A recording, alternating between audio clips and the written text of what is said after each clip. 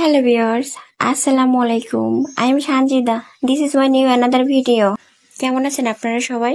আশা করি আপনারা সবাই খুবই ভালো আছেন। আলহামদুলিল্লাহ আমরাও ভালো আছি। এই তো নতুন আর একটা ভিডিও নিয়ে আপনাদের সামনে আমি হাজির হলাম। এটা ছিল আমার মেয়ের স্কুলের প্রজেক্টের কাজ, সায়েন্সের। তো তার পাপা এসেছিল 2 দিনের ছুটিতে। যথারীতি আমি তাকে বললাম যে মেয়ের স্কুল থেকে প্রজেক্ট দিয়েছি, এটাতে প্রিপারেট করতে হবে। তো এটাই শুনে সে কাজ করতে বসে গিয়েছে সব কিছু নিয়ে।